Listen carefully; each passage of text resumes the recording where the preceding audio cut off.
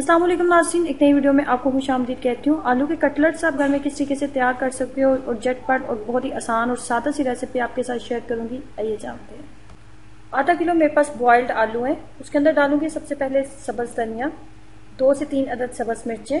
उसके बाद इसके अंदर डालूंगी थोड़ा सा प्याज। इसके बाद हम इसके अंदर डालेंगे नमक को आप अपने टेस्ट के अकॉर्डिंग एडजस्ट कर लें। उसके बाद लाल मिर्च पाउडर डालूंगी।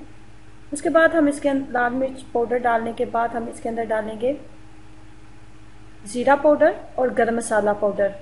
हाफ टी स्पून आपने ज़ीरा पाउडर लेना है और हाफ टी स्पून आपने गरम मसाला पाउडर लेना है। दोनों को मैंने मिक्स कर दिया था, ज़ीरा पाउडर और गरम मसाला पाउडर दोनों को मिक्स कर दिया था।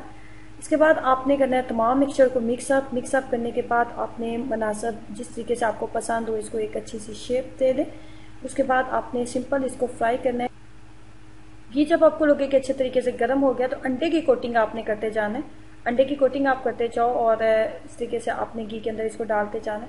और जो अंडा बच है वो इसको अंडे की आलू के जो कटलेट्स हैं इनके ऊपर ही अगर आप एक अंडे की इस तरीके से आप अंडे के साथ इसकी मज़ीद अंडा भी इसके ऊपर लगा देते हैं तो इससे एक इसके ऊपर जो अंडे की जाली सी बन जाती है। इसके अलावा इसका टेस्ट मज़ीद बहुत अच्छा हो जाता है, मज़ीद ये क्रिस्पी बन जाते हैं।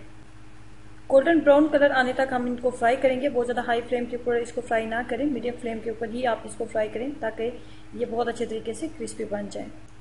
ज़रूर ट्राई कीजिएगा और अपना एक्सपीरियंस मेरे से ज़रूर शेयर करें कि आपको इसका टेस्ट कैसा लगा। खुश रहें, ऐसे मुस्कुराते रहें। वीडियो अच्छी लगी है तो लाइक करना और चैनल को सब्सक्राइब करना मत भूलें। अल्लाह हाफ़िज़।